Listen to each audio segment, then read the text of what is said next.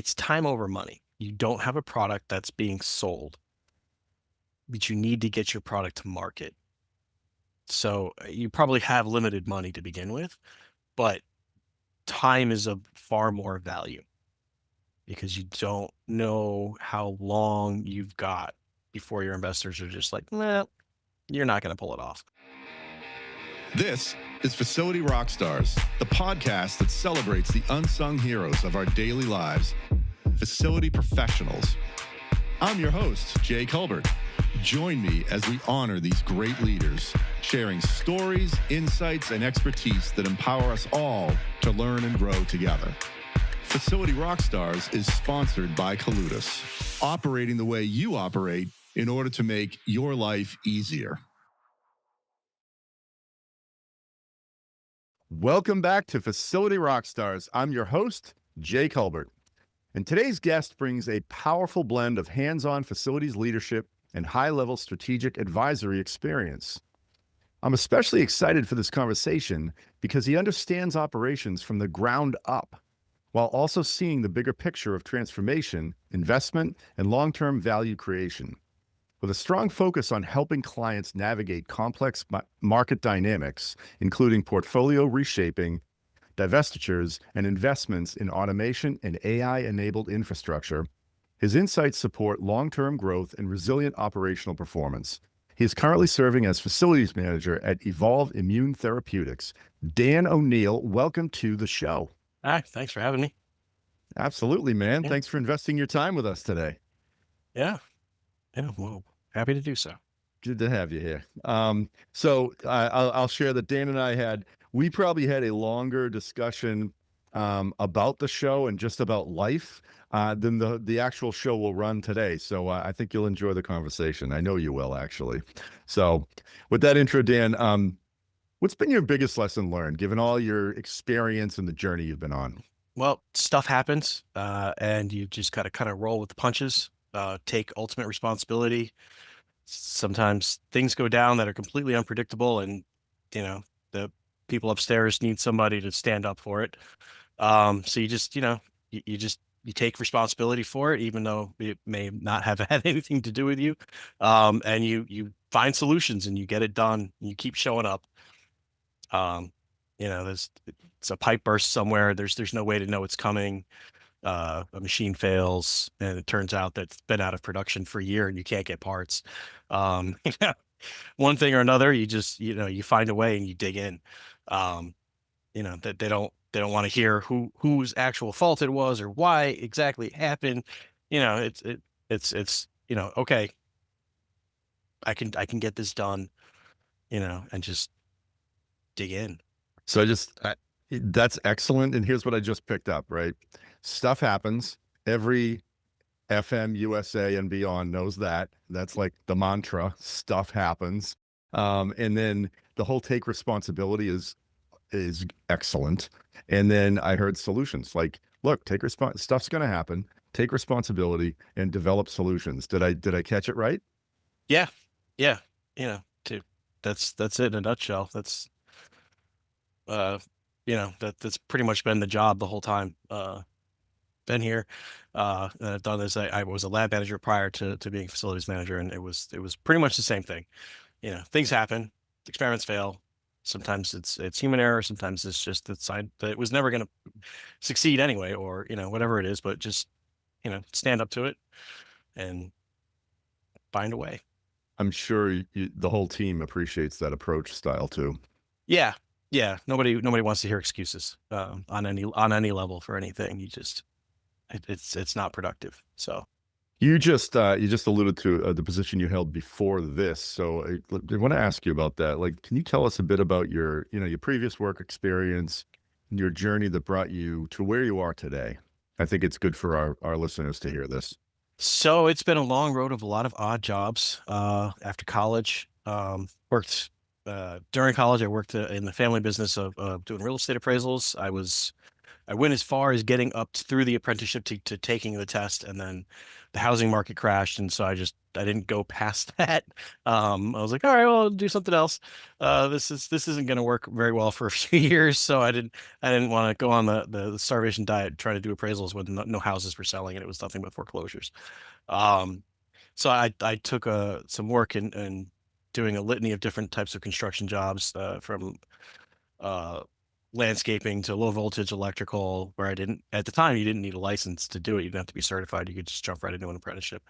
Um, and I worked for an excavations demolition company for several years. Started out just digging ditches with, being the only guy who spoke English on the crew. Um, and putting in silt fences, and worked my way up to operating some of the equipment and the forklifts and the loaders and that sort of thing. Working with, we had a welder at the company, and he was doing a lot of fabrication work for different things. The company was contracted to work on the big, what do they call it? The big pole where they're adding all the fiber optic lines up in Boston. It was one of the many companies up there pulling and running wire.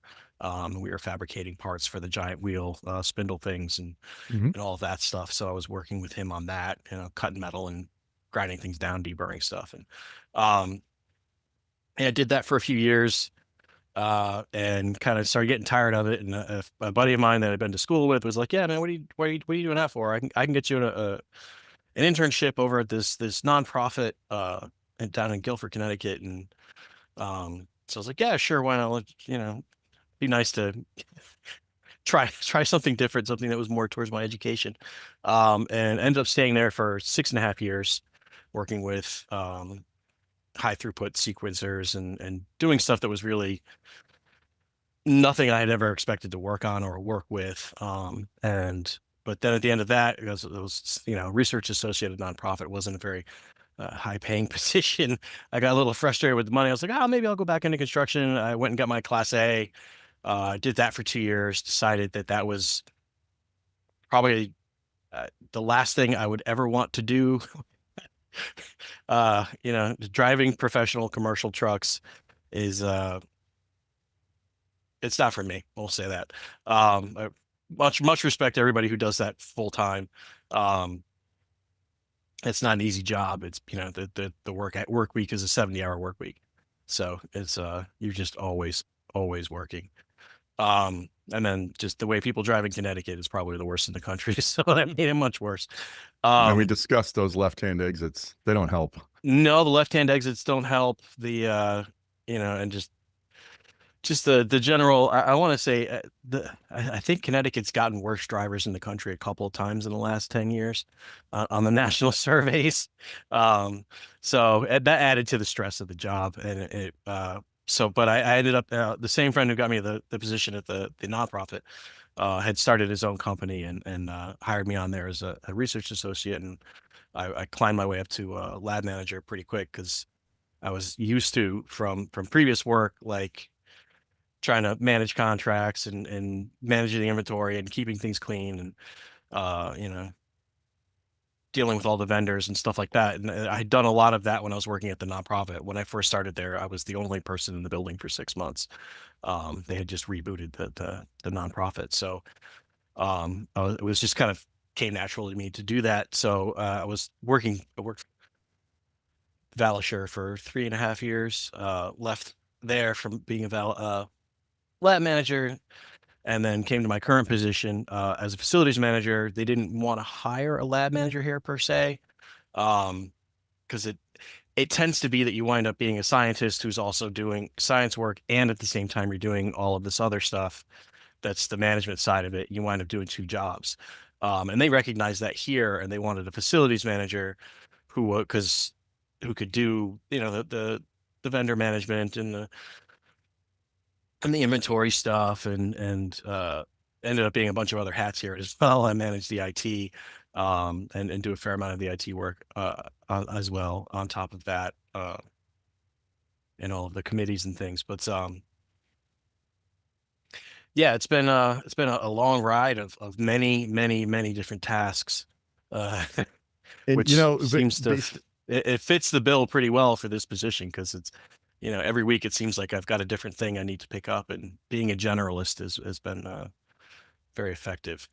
I thank you very much for running through all the detail because we didn't talk about all of that when we spoke earlier, but what I like about it is I'm going to call it like the atypical journey to where you are now, or an example of one. Like, and you're the second person on the show, by the way, who said I started digging ditches. He was doing irrigation, right? Yeah, I And saw that episode.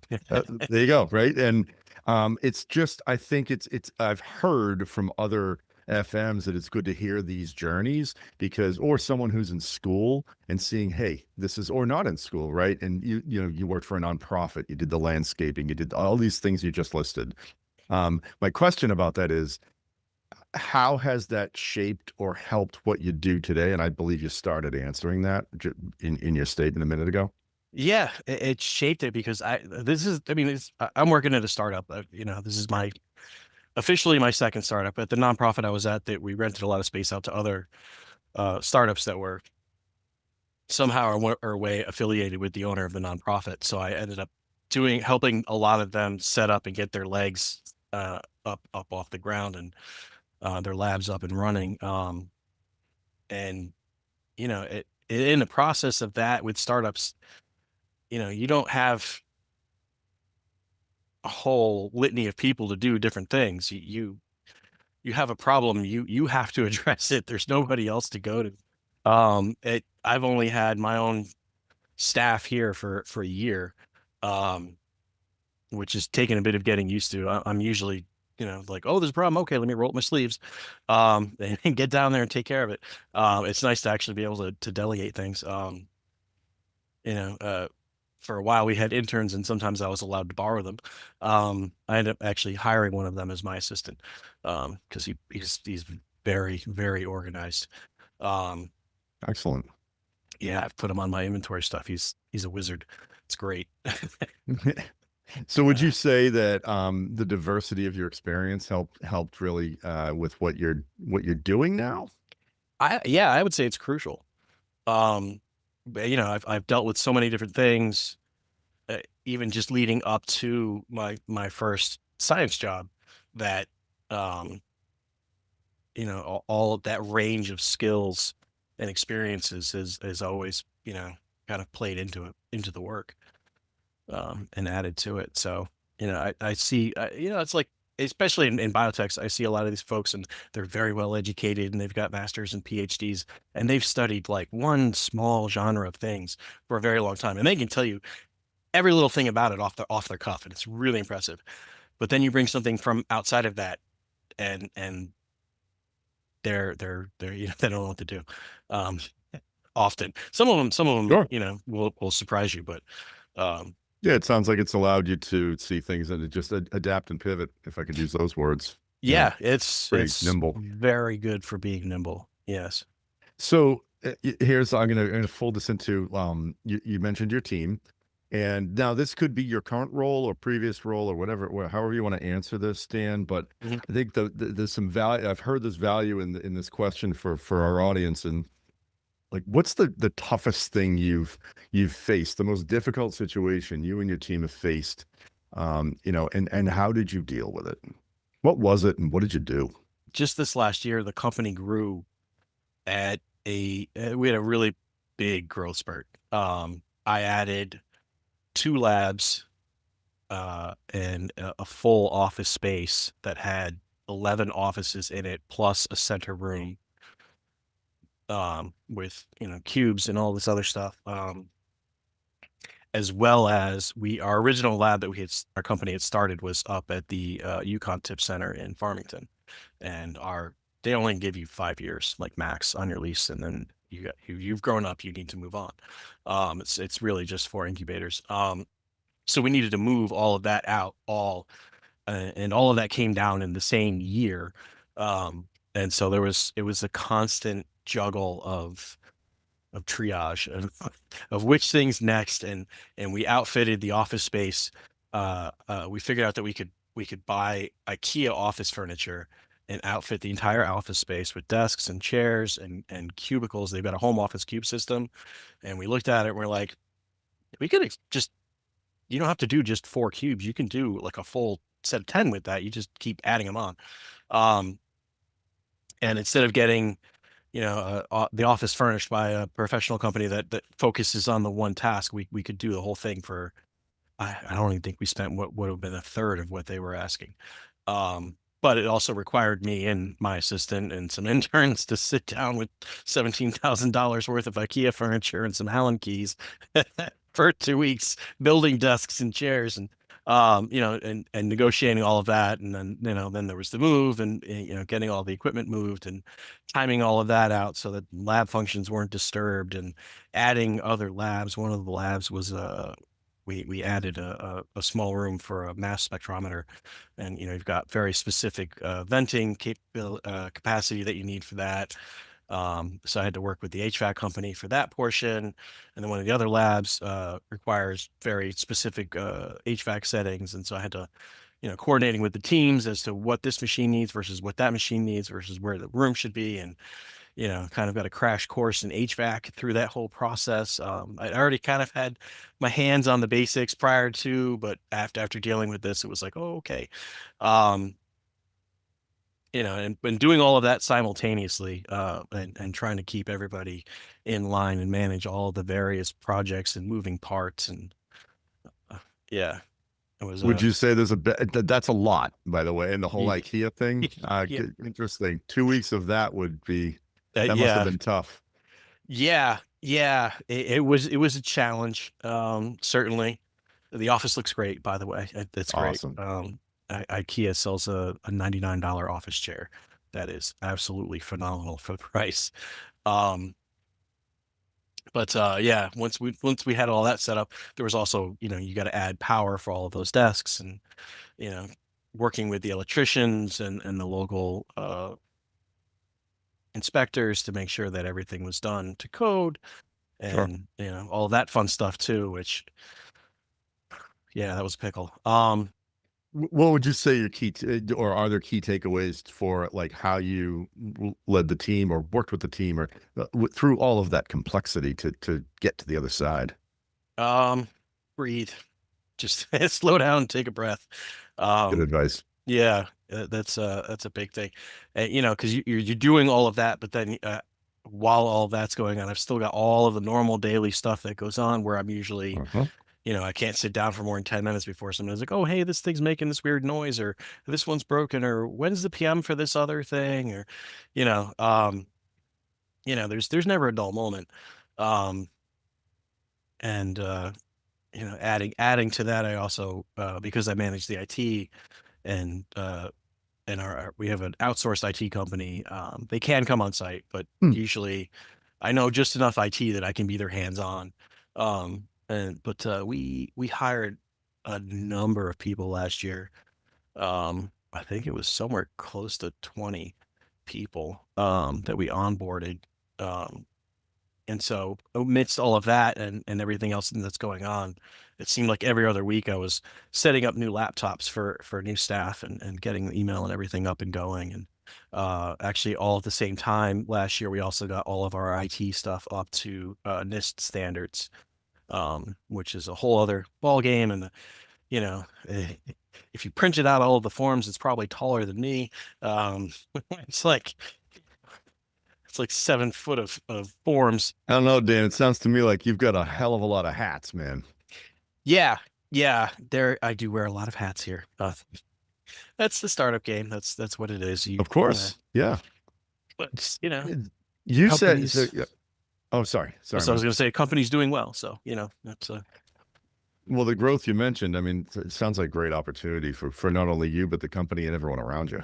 yeah, yeah. No, things here are, it's been a rough couple of years for biotechs, and I can't say things here were always, you know, sunny and shiny, and but we're on the right track. We've got our first product into clinicals, and we've got a good partnership going with AbbVie, and Oh, yeah, things are, sure. we're staying busy. We're growing.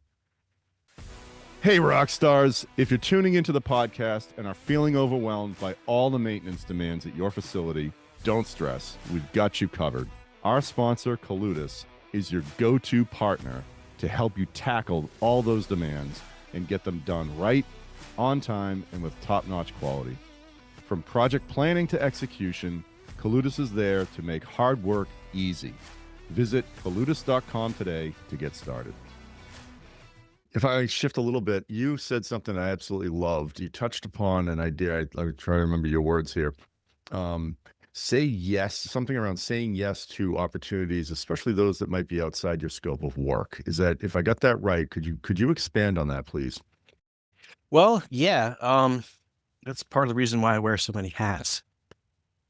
Um, it seems to it's worked for me to advance my career and my salary.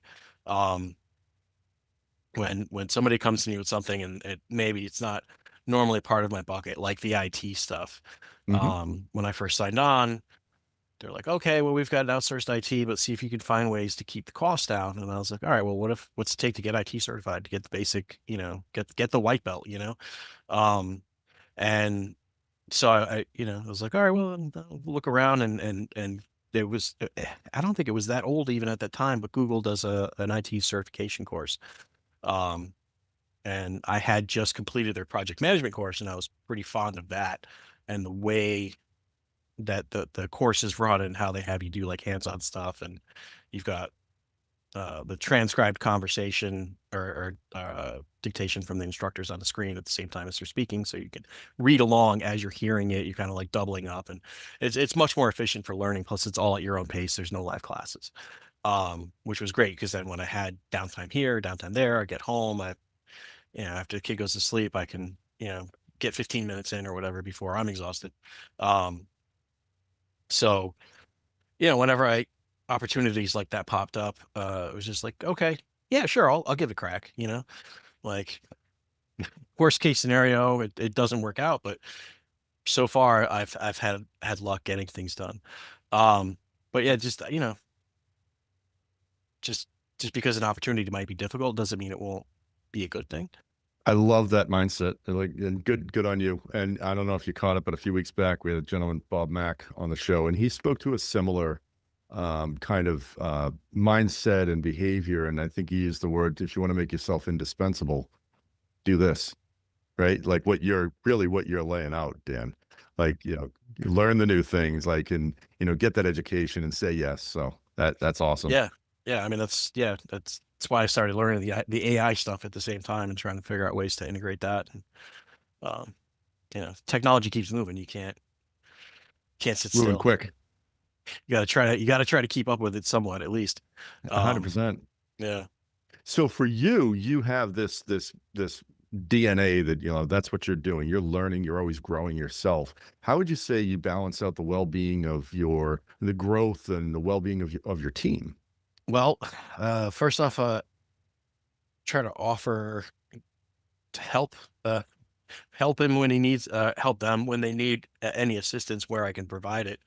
Um, just so they've got room to breathe. Because you don't want anybody to feel too overloaded all the time. Um, 'Cause I've been there. I know what it's like from experience. Um, but beyond that, I try to encourage the whole continuous learning thing. It's just the best way because the more you know, the easier about something, the easier it can be to get it done. And you can find better ways to get things done. And yeah, if you're not learning, you're losing. So Hmm. yeah, it's a good one. I like that. I guess you've done so many different things in your current role here. You're currently doing some. So I guess that ties right back to the diversity of your experience. Like, look at everything you just laid out for us: furniture construction, team leadership, labs, offices, all these things that you're doing. IT. Um, if you could pick one, or what do you love most about your job? I'm not stuck doing spreadsheets for 40 hours a week. You know what I mean? Like it's not all data entry. Like sometimes, I could be entering information into a sheet for 15, 20 minutes and then a vendor shows up and I've got to go outside and roll up my sleeves and unload some pallets. Or, there, a leak is sprung somewhere and I got to go find the valve to turn it off. Or there's an IT problem and I got to go deal with that. Or, you know, just that there's a regular flow of change of events and tasks, and you're not just stuck doing one thing all the time, staring at a screen. Sometimes it's just you just got to get up and pick up a shovel and start shoveling. Um, it's- can can be kind of meditative to just do a little bit of manual labor here and there. It breaks up the flow. So I just enjoy the variation, honestly. That's one of the nice things about a startup. It's like you get all this variation, and then watching the company grow. Like when I signed on here, there was like 21 or 22 people, and now we're up to 60. Wow, that's not, and I'm sorry, I saw the time span, but how long has it been? It's 4.25 years at this point. Yeah, that's Yeah, good growth, triple the yeah, size of the. yeah. I wasn't expecting the company to grow this fast, but yeah, and we're pretty much at capacity at this point. But um, still, it's been it's kind of rewarding to like look around and be like, oh yeah, I built that office space, and Hmm. and just to watch the growth and have the influence, and you know it's rewarding. Good for you, man. Good for you. You and correct me if I'm wrong on this, but I think you mentioned if there's an emergency or something stuff happens. To go back to your very first statement, did you Yes. say what's your stop, listen, and inquire process? It depends on what it is. But yeah, it really is. Sometimes it literally is just stop, listen, and then go and find it. I'm usually one of the first people on site in the morning. Um, and when I walk in, I do a walk around through all the labs, and I'm literally just listening for alarms, and things that sound wrong. Um, you get to know the sounds of the HVAC and the building itself after you've walked it enough.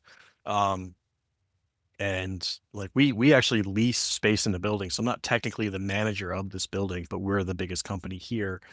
Um, and so I have a pretty good relationship with the landlord, and and oftentimes I'll walk the whole building. And there's some other startups and another small company here, but oftentimes I'll walk the building and just listen for anything that could be going off anywhere in the building. And sometimes I'm turning off alarms or that are ringing in some of the yet to be leased areas, or notifying the neighbors that their liquid nitrogen alarm is going off in their lab.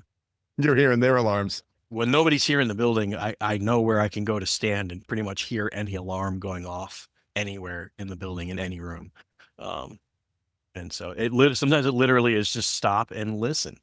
Um, and depending on what the problem is, sometimes it's like, okay, there's a problem, and your initial instinct is to like just your adrenaline gets you and you want to jump into action, but you don't know what you're going to do, and so then there's like that moment of panic. And I've learned through experience the best thing to do is just stop, take a deep breath, look around, and then if and then start asking questions. Like, oh, there's a leak from the ceiling. Okay, what's it leaking on? Is the drip hitting anything electrical? Mhm. Where's the ladder? Let's get in the ceiling. Let's see where it's coming from. Am I calling HVAC or am I calling the plumber? Um, you know, try to narrow it down, that sort of thing. Um, starting with the safety, got to start with the safety element though, because you don't want to put the ladder down in the puddle and Yes, yes, good advice right there. I, then I'm hearing like situational awareness, like big time. that's definitely key. I'll tell you quickly then. About a month ago, 5 weeks ago, whenever it was, we had ice dams. And to your point, I was taking the trash out and I walk through my garage and I hear the faintest of odd sounds I don't ever hear when I go out there. And there's the drip in the corner. I'm like, uh-huh, what's that? Where'd that come from? What's going on? Of course, huge ice dam, right? But you have to listen, have to hear these things, be aware of them. Keep your ears perked. Yeah. Yes, always. So, what advice would you give someone in maybe your role or a role similar to yours, Dan? If you were to pick something to maybe one of the things you've already discussed. For facilities management for in biotech startups, a good thing to remember that my good friend who got me the multiple chops in science taught me was that it's time over money. Mm. You're running on investors' money. You don't have a product that's being sold, but you need to get your product to market. So you probably have limited money to begin with, but time is of far more value because you don't know how long you've got before your investors are just like, nah, you're not going to pull it off. Mm. So Wow. you've got to, you've got to dig in. And even if you're just the facilities management or the lab management, or, you're not the one actually doing the prize products, but you're in a support role of that, that's no excuse not to dig in and put in extra time when it's needed, um, or to offer to help out to speed things up. Because if you want the company to survive and blossom into what it can be, you've gotta you gotta put the priorities straight when it comes to time versus money. I'd certainly say you have the right priorities straight because I'm what I'm tying that back to is everything you just said, right back to your, what'd you say? Yes, to opportunities outside your scope of work, especially like, just dig It in, ties right in. Yeah, just dig in. right? Yeah, That don't say no. Like if success is going to happen, everyone has to do it. exactly.